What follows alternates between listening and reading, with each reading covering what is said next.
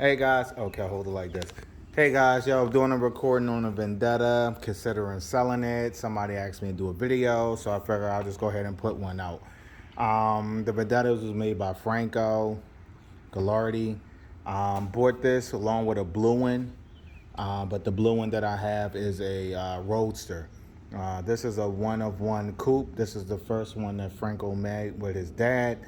So I'm just going to do a walk around the video, tell you some things that it needs, tell you some things that it does. I'm going to drive it, turn it on, etc. Just do the whole nine for the video. All right. So one of the things that we're going to, let me just do a quick walk around right now. It has been stored in the garage for a while because I just have other cars that I'll be driving, which I do drive this as well, but just been other things going on. So yep, this is it right now. The first thing that we want to go over is the front hood. We want to open up all the compartments so you can see everything. So got my brother helping me today. No, you have information. All right, so to open the hood, which I don't know why they did this, but it's fine. This is a manual. You can add a popper to it. One of the things that needs to be done is you should add a popper just to lift it up a little higher. So when you go underneath, there's a lever, pull it, you see it doesn't open up that high at all. So you gotta really get in there to open it, which is really difficult to do. This is why you need a popper. All right, here we go. So it has the springs on there, just carpet it. If I was you, I'd probably put a popper. That's what I was gonna do, but I was gonna make it electric. But this is the front trunk. You got a full joint of this? All right. So we got the full trunk. Also, when we're recording, when I'm doing stuff, just hit this picture, quick picture. Yeah. Okay. Mm-hmm.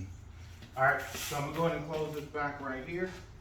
Now along the car, you're gonna see a bunch of accents like this silver stuff under here. There is a grill behind it. Again, I did not do anything to this car. Franco sold it, then somebody else started doing things on the vehicle. Does not have a windshield wiper. That's what I'm adding on to the blue Vendetta. Of course, all the cars that I do or I have, I add a windshield wiper if it's not one there. Got the lights right here. They tinted the lights. And if you come over here, this is the gas, just a quick pickup, gas tank, nothing special. If you wanna, now to open the door, I'm gonna open the doors for you. To open these doors, there is no button outside, which you should add. The power got to be onto the car, and when you open up the car, got a key fob, but you have to turn the power on in the car. I don't know why they did that, but they did it. So this right here is the door opens up. In order to, now on this door right here, the window motor went out, so I had to order another window motor. I do have the window. I took the motor and the window out. It's nice out, so, and it's garage kept, so no water comes in here anyway. The mirrors are not, they're manual. They are not electric. To open up the other door, all you have to do, come up a little bit. To open up the other door, you just need to pull this latch right here from the inside. Does not open from the outside. There we go.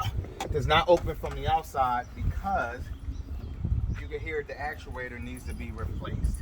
So that's another thing.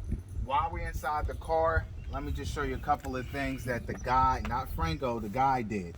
So he added this kill switch right here. Without this kill switch, it will not turn on. So now it's off. You turn it down, that's the kill switch. You put the key in, you turn it, but it's still not on. So what you got to do next is, it's on right now. The next thing is you put your, 1 second. You put your foot on the clutch, brake, and then the engine start is right here.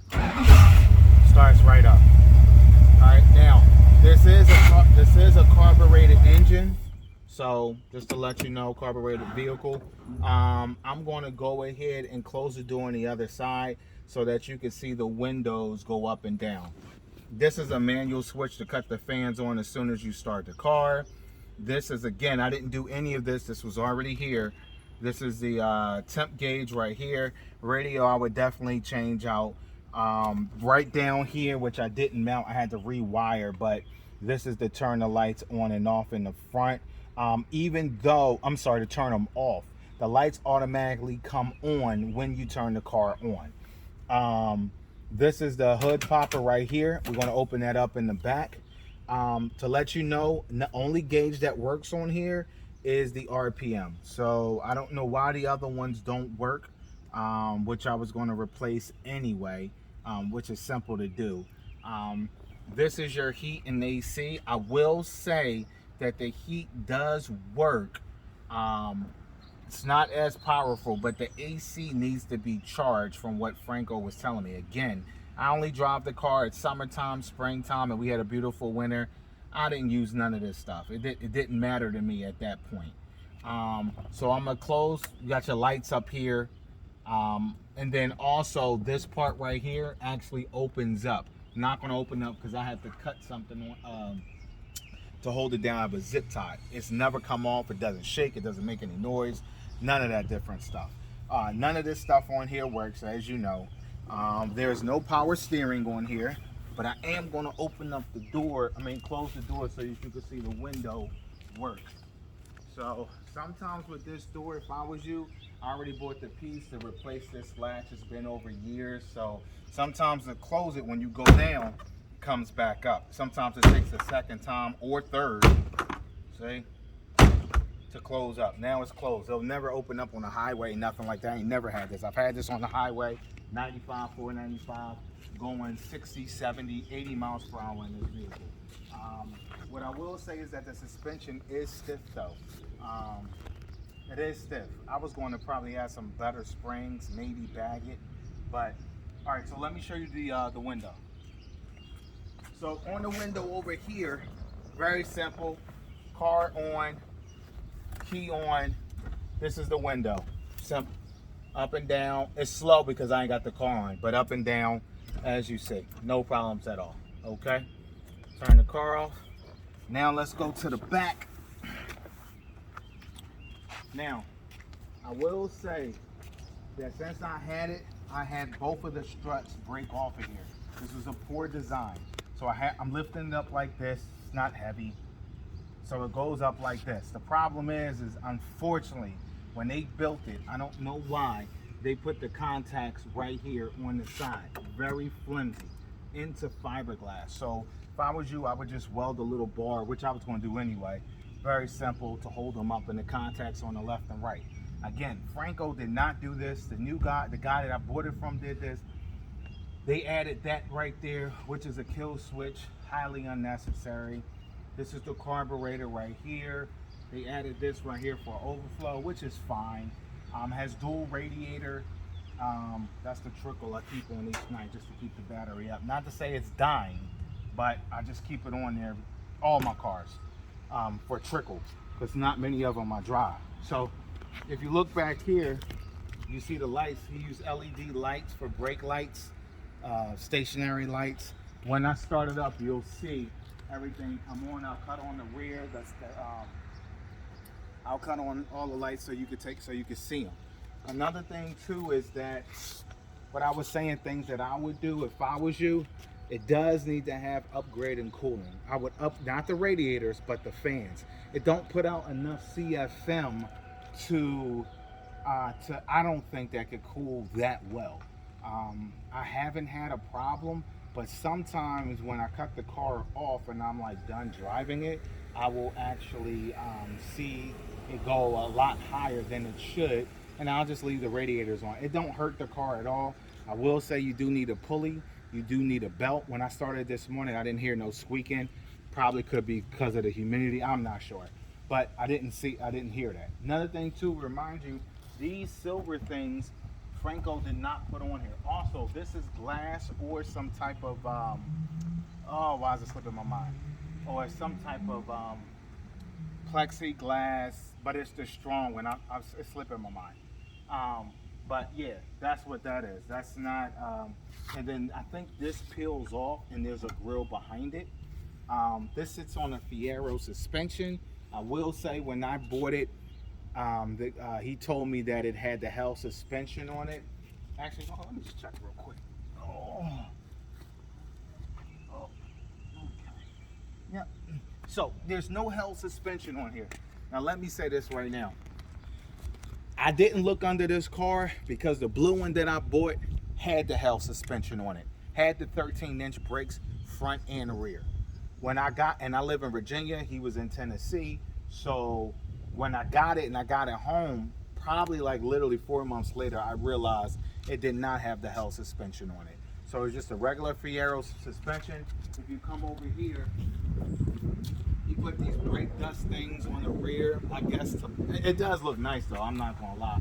You can't see what's going on underneath, but you can tell in the front there was no upgrade. These are the original Fiero brakes.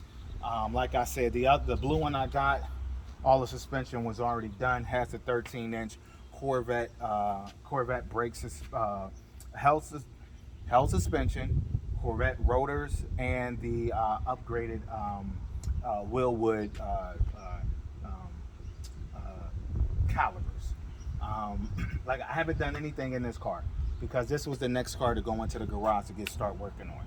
So what we're going to do right now is I'm going to, back up. Engine. It's a 350 small block with a jet rag transmission, 5-speed. I truly believe that when I was doing it, I would change out the flywheel to just make the shifting a little bit more smoother. I don't know if maybe they used a different flywheel. It's not as smooth as I want it to be, but that's not nothing big to do. Like I said, I was going to do an overhaul on the engine anyway. Not much, but another thing too is a lot of wiring that they did in here. I don't agree with the wiring. I would do a lot better job. I mean, guys, builders, you guys already know. But once you start getting into it, you can do whatever you want. But like I said, you can, the day one, you can take this and you can start driving it with no problems. So I'm gonna go ahead and start it up real quick. Also, I put the exhaust back here was the original Fiero. I took that off, took it to a muffler shop and had them put on a different muffler. Just to make it sound a lot more aggressive, better than what it was, because it was terrible. All right, so I'm gonna go ahead and start the car up right now, and I'm gonna go ahead and so Kel, when I start it up, come around. Actually, come around now. The lights are going to come on right now. Lights on, Kel, back here. No, yeah. here, Huh? Up here. Oh, they're back here. So right now, you see the bottom lights are on. Take a picture too. You see, we're taking a bunch of pictures? Yep. So right now, hold on. Right now you see the lights are on. I'm gonna hit the switch. The other ones came on, guys? Yeah. No, right now they're off. I'm sorry. Hold on. The other one's already on. The other ones are on, yeah. Yeah, you showed that. All of them on now? Yeah. Yep, there we go. So if you turn it in the car, the top will go off. If you turn the car off, the bottom ones will go off. But the bottom ones run the whole time. Let's go around to the back real quick to look at the lights. Like I said, these are on in the back. I'm gonna hit the brake. Yep. They lit up, right? Yeah. All right, so they lit up right here. So what I'm gonna do is I'm gonna go ahead and turn it on. I'm gonna drive the car down so you can see it. This car is low. Even though my brother has a slope right here, gotta still turn it out. So, let me go ahead and start it up. Again, this is carbureted, so you gotta press on the gas a couple of times, maybe like 3 or 4 times. Turn everything, and then it's an instant start.